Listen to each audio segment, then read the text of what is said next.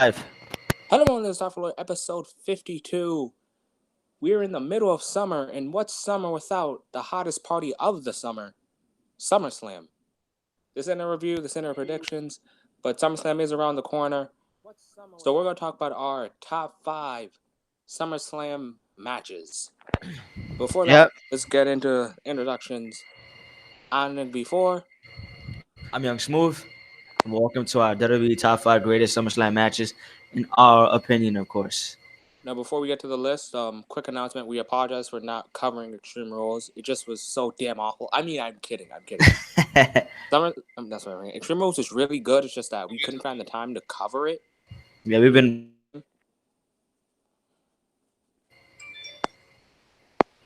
Huh? Yeah, you hear me?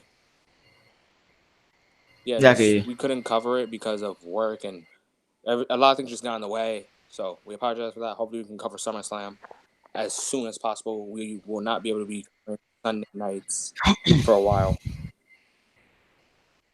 Yeah. So hopefully the following Monday morning or afternoon or even night, you guys can tune in to our SummerSlam review. But let's get into our top 5 greatest matches. All right, number 5.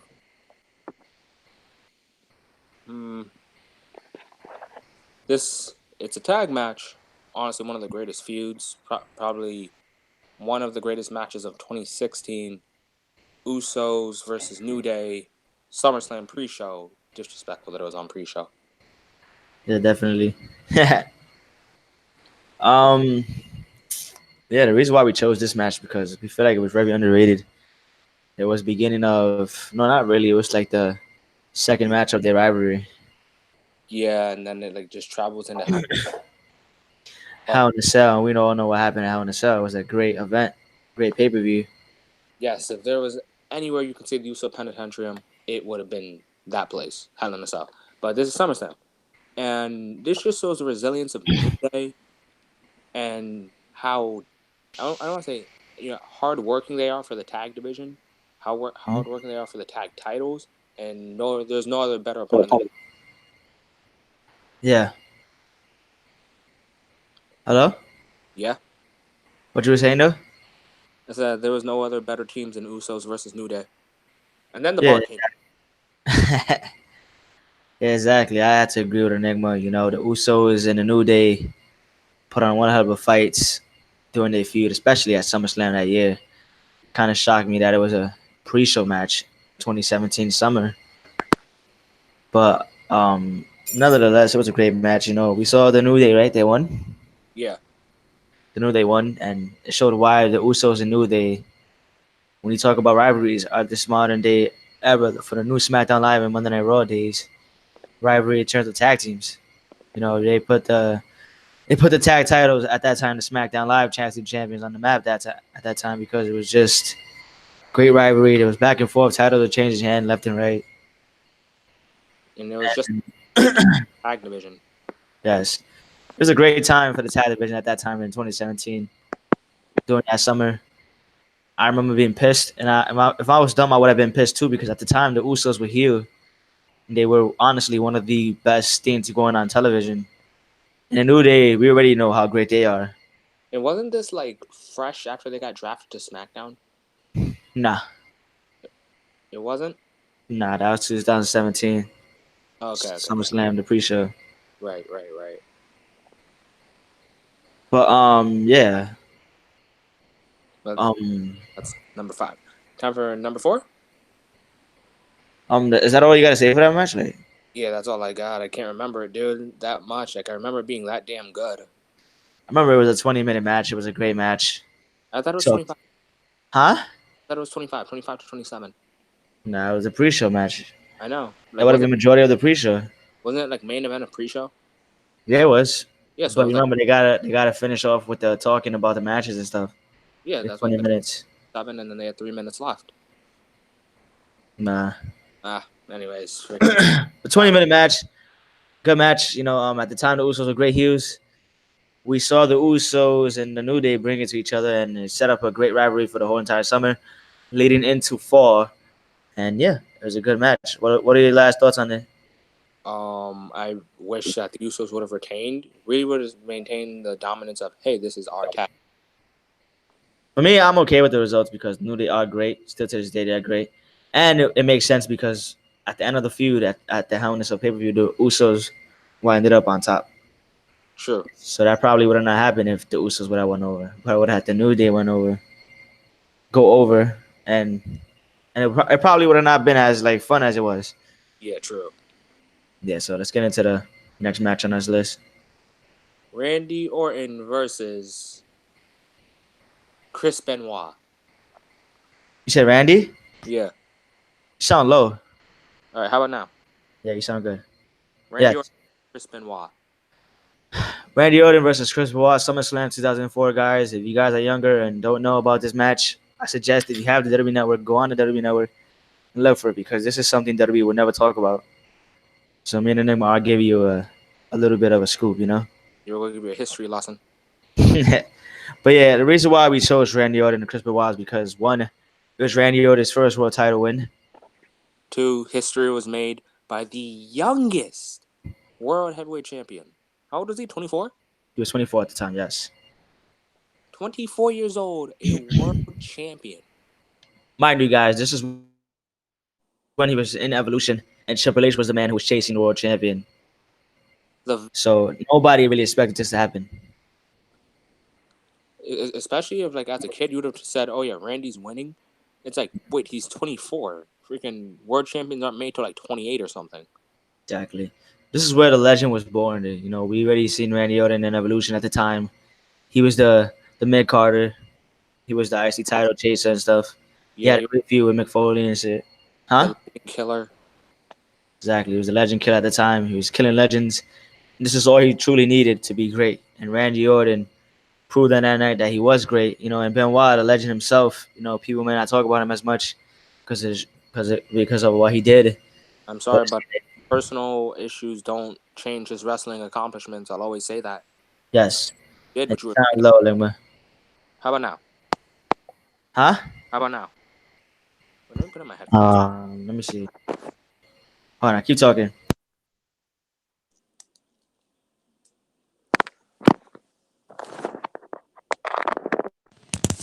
All right. What I was saying was, wait, Yeah. Smooth, can you hear me? Yeah. All right. Do I sound better? Yes. All right. What I was saying was that, well, Chris Benoit, what the hell? There's a noise being made. Is it gone? Yes. All right. What Chris Benoit did in the ring is different from what he did in real life. Yes. That's why I don't like bringing in the tragedy that happened that night into his wrestling life because as a wrestler, Benoit was one of the greatest wrestlers of all time. And I'm sorry, I'm not WWE, so I can't just ignore it, you know? Yeah, I can't ignore your accomplishments, what you did in the ring, but what you did in your house, that's different. Yes.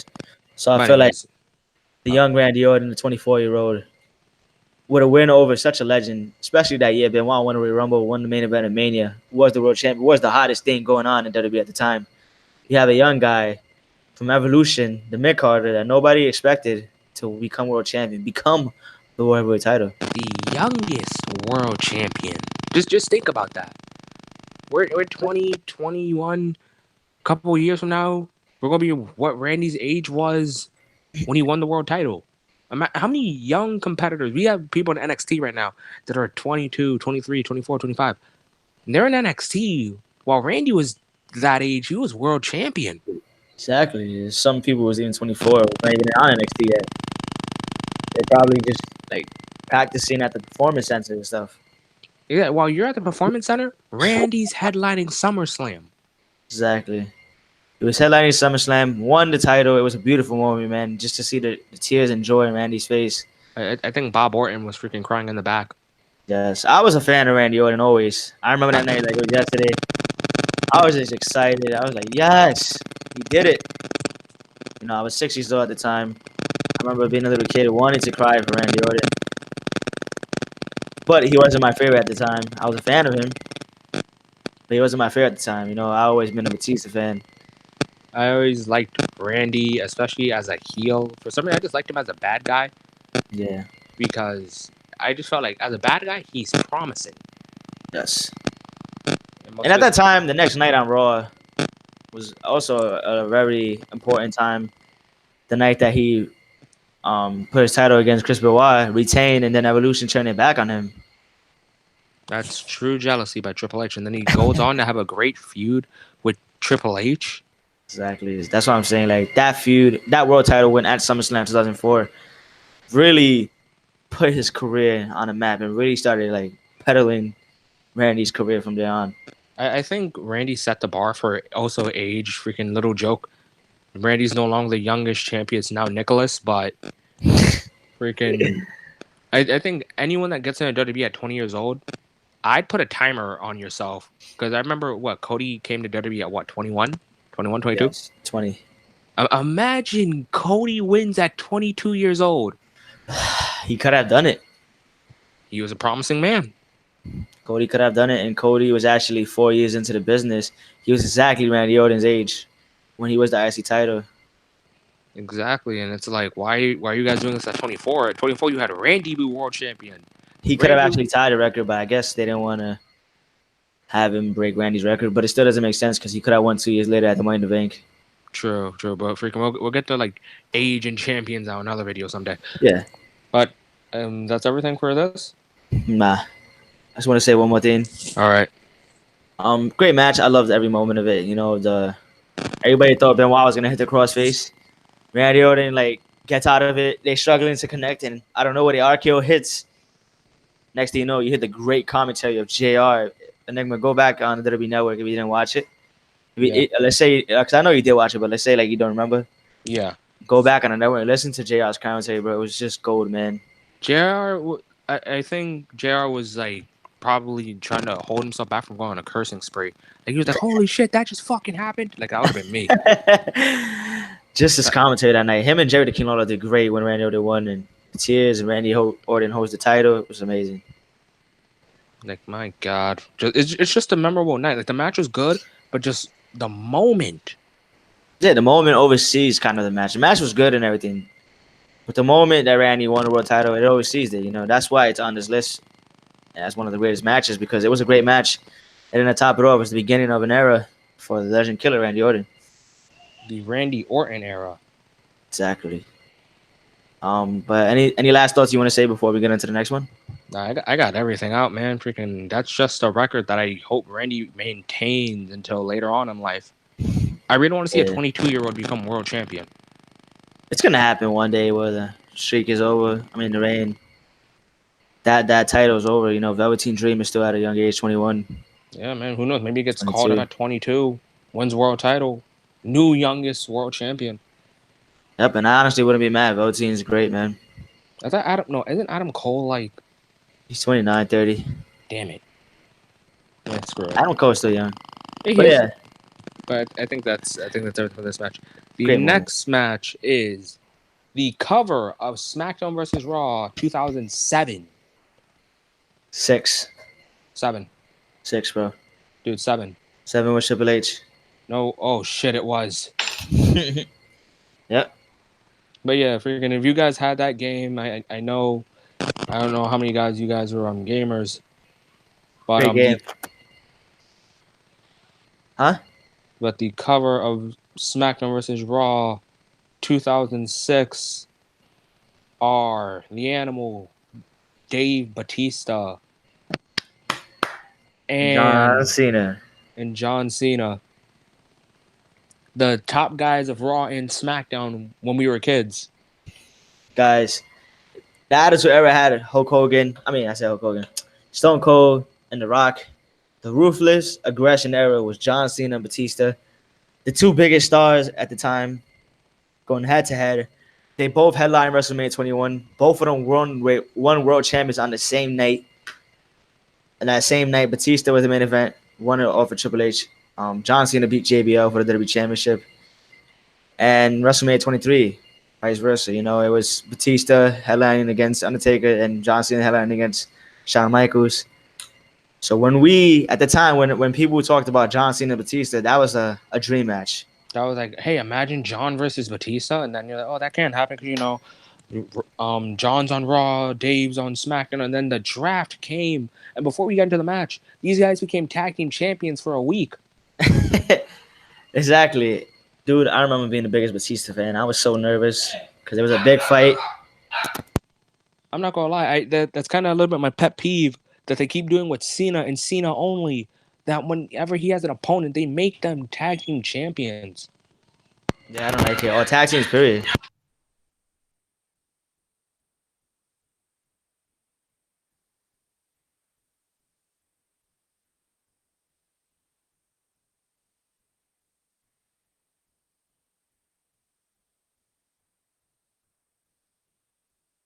Hello. Give me a second. Yeah, so it's like you had Batista, you had John Cena. With one of them, you was gonna get a huge match, and I've always been a Batista fan. So at the time, I wanted Batista to win so bad. I did not like John Cena at the time, even though now I consider him the greatest besides Hulk Hogan. But at the time, I was a Batista fan. I was like, no, he can't lose. So it was such a huge match. It was more like a WrestleMania match that we got in the summertime, and we were actually lucky to get it.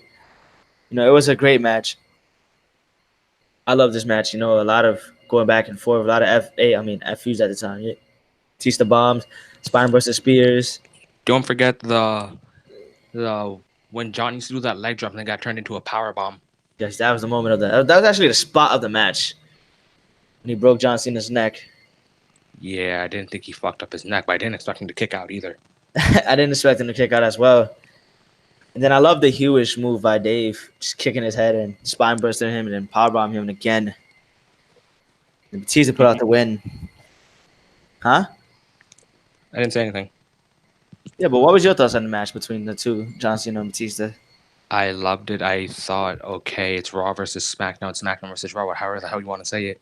The dream come true. I honestly believe this match was too good for SummerSlam. It should have been a Mania match. Yes. I mean, even though it happened years later at Mania, it just wasn't the same. It was not the same. The first time ever should have been at WrestleMania. Yeah, with both of them as faces. Yes. And going in, a lot of them, it was mixed reactions. We had people on Cena's side, other people on Batista's side. So it was like the two top guys at the time in the WWE going at it. Yeah, I was pulling for Batista because I loved SmackDown. Like, I Yeah. honestly believe, like, SmackDown was better than Raw, so... Hell yeah, me too. I've always been a SmackDown guy. No, Daddy Every Guerrero Friday... days. Huh? Just Friday Night SmackDown was the highlight of my existence. Yeah, when I was a kid as well. So yeah, you had Batista, and then you had John Cena on Raw. Who Raw wasn't that bad, but to me, SmackDown was better. So a mixture of me just loving SmackDown and me being a huge fan of Batista. It was just like, all right, I gotta go with Dave. But what was your thoughts on the match? Like, do you think it was a good match? Like, what was your favorite spot of the match? That power bomb. The powerbomb, right? Yeah, the power bomb. I think does Cena even do that leg drop anymore? He does. He A does. lot of people be reversing it, and a lot of people get out of it. Yeah, I see a lot of people do the power bomb, but it's not as iconic as when Dave did it. Yeah, because that was the first time we seen anybody reverse that leg drop, and the way he did it, that shit was glorious, man. It really was. So yeah, when we talk about the rivalry and the dream match that came true at SummerSlam, it was a WrestleMania match on the SummerSlam card. The biggest party of the summer. I believe that match was too good SummerSlam. for SummerSlam.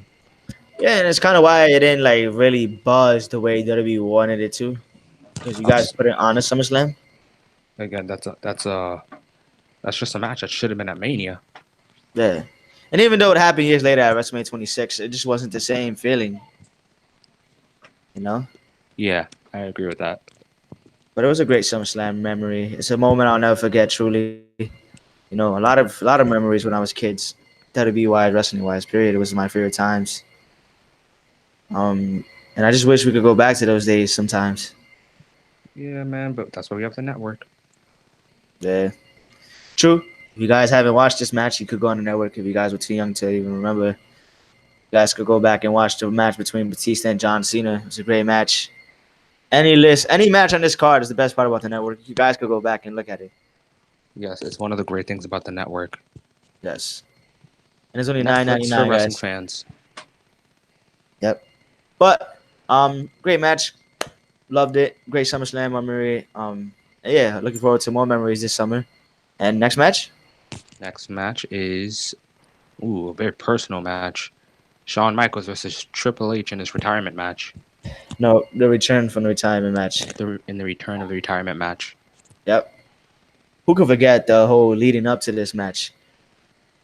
Shawn Michaels coming back and joining NWO, but then leaving, joining DX, and then out of nowhere, we see like videotapes of Shawn Michaels getting attacked.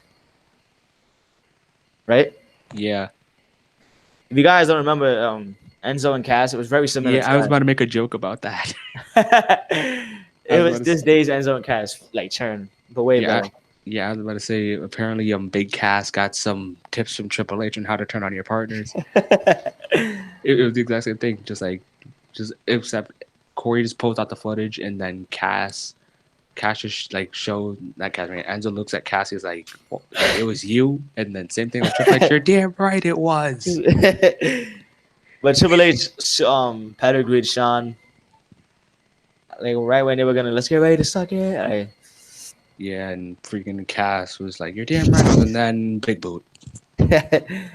Pedigree, and then it led up to the match. I think it was unsanctioned, right? Unsanctioned. Yeah, and Sean does amazing in unsanctioned matches. Dude, remind you guys a lot of questions going into this night of SummerSlam 2002, which to me, in my opinion, is the greatest SummerSlam of all time. SummerSlam 2002 that night, a lot of questions going in. Is Shawn Michaels going to be the same? Because remember, Shawn Michaels retired in 1998 due to his back injuries. 4 years without wrestling. Yep, 4 years without wrestling and going in, everybody had questions. Is Shawn going to be the same? Is this going to be the same Shawn Michaels we've seen 4 years prior? And my God, is there anything you want to say, anymore? Like, Yeah, dude, there's so much I got to say. Like, holy shit. dude, the match these two put on, dude, I don't think it gets any better. Like, the storytelling, the hard driven fight between Sean and Triple H. The hatred they had for each other during the storytelling, like, was on point between the two. We're seeing these guys beat the living crap out of each other this night. It's ridiculous. Words just can't describe what the emotions were in that match, especially if you're like a big Triple H fan or you're a big Shawn Michaels fan. Yeah, but if you was a fan of DX period, it was crazy to see the two DX guys going at it. Yeah, and DX really had no leader to me. So it was just like, ah, shit, I really wish these guys weren't fighting. It was like, damn. But like a bloody match. Triple H with a sledgehammer, of course. After the match, Shawn Michaels To the won. back. Wait, who won? Was it Shawn, right? Yeah, with Sean, Triple H was going to pedigree him, and then he turned into a roll up, a jackknife pin. Yep, Shawn Michaels wins. And then Triple H, of course, the heel he was at the time, attacks the back of Shawn Michaels that he had to retire from with a sledgehammer. Dude, I fucking felt that. Dude, I loved it, honestly. Wait, didn't he break the sledgehammer on his back? Yeah, I think he did. Don't remember it that well. I got to rewatch it. Now I'm excited to go rewatch it. Just to throw it out there for you guys, if you guys haven't already, go look at SummerSlam 2002. Not just Shawn Michaels and Triple H. Since this video is about SummerSlam, I want to tell everybody that the match between Rey Mysterio and Kurt Angle, Eddie Guerrero and Edge, Rob Van Dam and Chris Benoit, like Shawn Michaels and Triple H, and of course, who could forget the main event, Brock Lesnar and The Versus The Rock. Rock. That literally, I still say it to this day. Nobody had a better rookie than Brock Lesnar. Yeah, definitely. Like, he is the epitome of like what an athlete should be. So him in a WWE ring is just, oh shit. So if you guys haven't, This is Young 2002 Smooth Brock. is telling you guys, SummerSlam 2002 was must watch. Go look it up. Go look it back. Go look back at it if you guys haven't. But yeah, great match between Triple H and Shawn Michaels. I loved every moment of it. There's literally nothing I could say wrong about the match. I love the way it ended. What about you? Yeah, dude, freaking that match was just perfect. For me, it was just, all right, this is how you're going to continue the feud. And Sean still got it. Oh yeah, Shawn showed us that he still has it. You know, he didn't wrestle at that time all the way until after that happened. the Elimination Chamber back in the ending of 2002, where he won the World Heavyweight Championship, and they feud continued on to Armageddon. But Let's forget that. the three stages of hell, right? Yeah. But yeah, guys, this is one of the rivalries. If you guys want to go back in the network and look at, don't miss, do not miss it. 2002 was dominated by Shawn Michaels and Triple H, especially on Raw. That was when Raw was actually good. Yeah. But anything else we want to say before we get into that final match? Um, Wait, do we have any comments? No. All right. So let's get into the Oh, like. hold on, I'll be back. All right.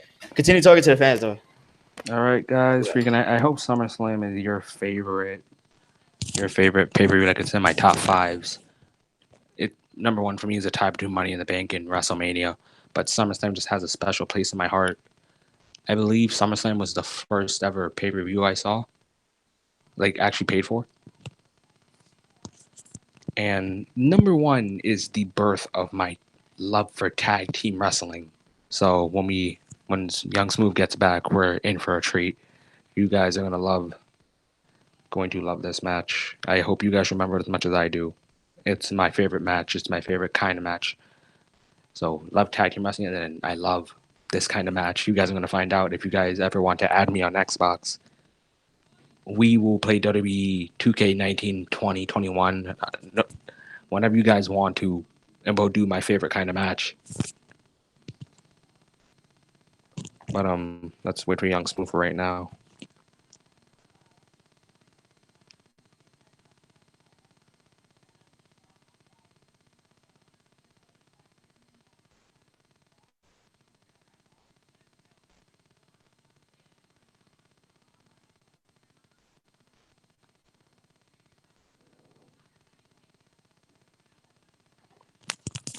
I'm looking forward to this year's SummerSlam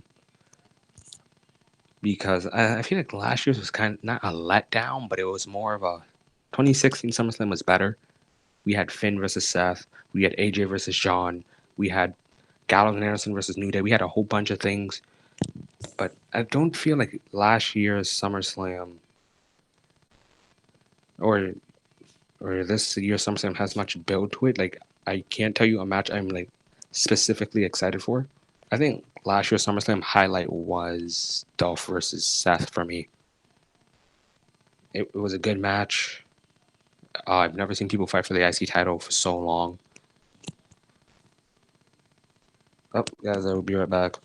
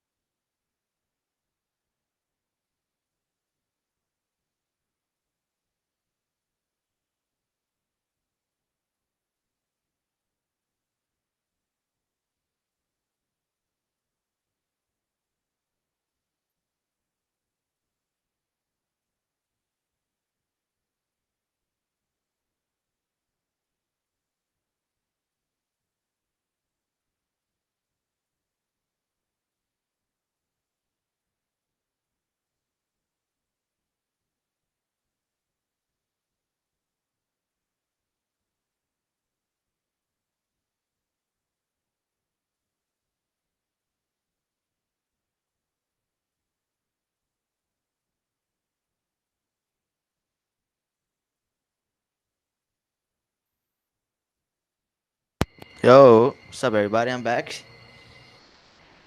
What's going on, guys? What's going on? I'm back. I'm back. So yeah, I think I was currently doing something, but I'm gonna be talking about this year's SummerSlam as well. You know, not really looking forward to it. There's not a lot of matches sticking out to me. With the whole Raw reunion, now you can't build going into SummerSlam. You basically are gonna only have like 1 week next week, so it's like, damn, like, you know. All right, I'm back. But yeah, hopefully we get a good SummerSlam this year. Yeah, hopefully.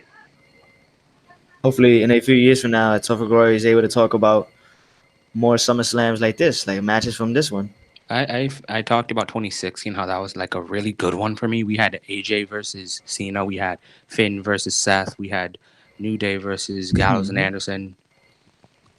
Hell yeah, definitely. We had that great match between Cesaro and Sheamus. Oh yeah, I love the best of seven series, and I didn't think it would be as good, but then it just turns into the bar, and it was really good. Yes, but we're gonna get into the final match. The birth of my love for tag team wrestling.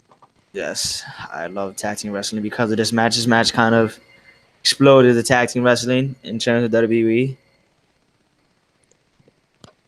All right, it is Edge and Christian versus the Dudleys versus the Hardy Boys. Yes, Just what a great match to revolutionize wrestling. Even though it was the second TLC match that ever happened prior to the WrestleMania one. It was just such a great match, man. Guys, what was your highlight? I don't really remember. I do remember it was good, but I don't really remember because I only remember mainly the WrestleMania matches. I'll be honest with you with that. I'll tell you the parts I liked. I liked the fact that Lita got involved to help Matt and Jeff. Yeah, Like, if there was anyone to start a women's revolution, I'm pretty sure it could have been Lita because she was always interacting with guys. yeah. At the time, Lita and Trish was the top dogs. And then I just want to say, like, the first ever time Jeff Hardy took my breath from a swanton was that swanton off the ladder onto Christian. Yes, definitely. Guys, there's a lot of times where the Hardys, Edge, and Christian versus the Dudleys now starting to come back to me. There's just a lot of great moments with the flying kick into the chair with Jeff Hardy that he did to Bubba. You had a lot of memories and scenes where Devon and the Hardys went on top of the ladder, and out of nowhere you just see Edge and Christian come to the top and they take them down and slam them. Yeah, Bubba do his I forgot how to call it, but he did his The Bubba finishing Bomb. move, the bubble bomb. There you go. He did the bubble bomb off the top of the ladder. That was a great move, right? I think the fact, yeah, and when Lita pushed Edge and Christian off the ladder, I think that was like a breath of fresh air. Just like, yes, the Hardys can win. And that swanton to Bubba Dudley was like, oh my god. Bro, it still plays to this day in promos when you talk about wrestling. When you see the promos in wrestling, SummerSlam, anywhere, you still see that Swanton bomb that Jeff did to the Bubba Ray that night. It was just fucking chaotic. I forgot who won Yes, that match. Edge and Christian. Yeah, yeah, they walked in a shimmer and walked out, right? Yes, it was a freaking great match. There's a lot of great moments with the ladders. Just ladders, tables, chairs. It's a legit TLC. Yep, a legit one, bro. When you talk about TLCs, they all three of these, man, and that's why at the Hall of Fame you saw them when the Douglas got inducted. You saw all three of them be on top because they wouldn't be where they were if it wasn't for all three of these teams. Yes, just all three of these teams. Like at first, it just started off as Edge and Christian versus the Hardys. Then we got the Dudleys into this, and then it just turned into something big. Yes. And then, just wow, what a Honestly, all time! three of these teams pushed each other's pushed each Limits. other limits, and they gave each other the push for each other's careers because without the TLC, where would the Dudleys, Edge, and Hardys be? This was the start of their like legacy, basically. Yes, when you talk about tag team wrestling, like my favorite team will and forever be the Hardys. I like a whole bunch of other Yes, teams, but my childhood team to now is the Hardys. So yes, mine too. But I also love Edge and Christian and the yes, and Dudleys. yes, and then the fact that these guys were in matches like by themselves in TLCs, like Jeff versus Edge, Extreme Rules 2009 ladder match. It's like, oh man, that reminds me of that time they did the tag match. Dude, this match put their careers on the map. All of them. In terms of tag team wrestling, Edge, he also had like a singles career, and all of them did. But without this tag team match, well, not this one, well, all three of the ladder matches that happened, they probably wouldn't be where they are today You can just think about it. Edge won the world title TLC 2010. Christian won the world title in a ladder match. in a ladder match with Extreme Rules 2011. Jeff won the world title in 2009 ladder match. Hmm. Matt won. Was it the TNA world title? Yes, Yeah, the TNA world title in a ladder match. Just in Devon as won in the cage, but it was like great, man. All of them became world champions, most of them. yeah, and no matter what match you're talking about when it comes to ladder matches, we could be talking about the TLC match between the Young Bucks and Motor City Machine Guns. Yes. Yeah, that's cool and everything, but that's not Hardy's versus Edge and Christian and Dudley's. Exactly, guys. Still to this day, there's no better TLC matches than those three matches. Like they're all brutal, but they just don't measure up. Yes, they really don't. Still to this day, I have not seen the TLC better than those three. You guys can name me, and I watched a lot. Like he mentioned the Bucks, and they're good. Or the Lucha Dragons, Kalisto and Sin Cara versus the Usos and New Day. Yes, That was and good, that but was it's great. not. And that's still not in the Hardys level, It just and wasn't. this matches level. These The guys Hardys, matches. the Hardys versus the Young Bucks TLC, not TLC ladder match. We had the Wolves and the Hardys. The Wolves and the Hardys. It just The doesn't Wolves compare, and the guys. Hardys in 3D, Team In 3D. 3D, yeah. Nothing just compares, guys. And it's not only because they're the first one. No, they were actually great freaking matches. Literally watch it. It was in their prime. These guys are in their damn 20s. Exactly. But they're the reason why I love tag team wrestling the way I do today, and why I push WWE so hard. Why I get upset when I don't see them take it serious, because I start thinking of these teams. And they're the reason why I love tag team wrestling. If it wasn't for them, I would have not cared about tag team wrestling. Yeah, I care about all tag team wrestling all around the world, but this is where it all started for me. Yes. For me, it's mainly WWE. But guys, that was our greatest SummerSlam matches, our top 5. I really enjoyed being back to you guys. It's been a minute. Me and Enigma are gonna keep trying to be as active as we can. We got G1 this month coming up. Your G1 finals, my God, it's the fucking finals are coming. We got the biggest party of the summer, SummerSlam, and then we got All Out. We have all out. We have 3 pay-per-views in the summer. What a time to be a wrestling fan, guys. Yeah, so then we got NXT Takeover too. Oh man, wait till Takeover. Wow. Coming up in August. This channel is gonna be very active for you guys in August. Sorry for the lack of uploads lately. I've been very busy, and Enigma has been as well. And we just hope we're gonna get better for you guys. We're gonna try our best. And I just want to thank everybody for viewing. For those of you who are viewing live, and for people who are gonna be viewing after we go live. Thank you guys. I really appreciate you guys. Please understand, we are gonna get better now. And yeah, like, sub, share this video with your family and friends. Turn on those notifications. You do not want to miss any post that meaning will have, any video. And yeah. Thank you guys for viewing. I hope everybody has a great night. I'm Young Smooth. I'm a nigga before. And this is it. Peace out, guys.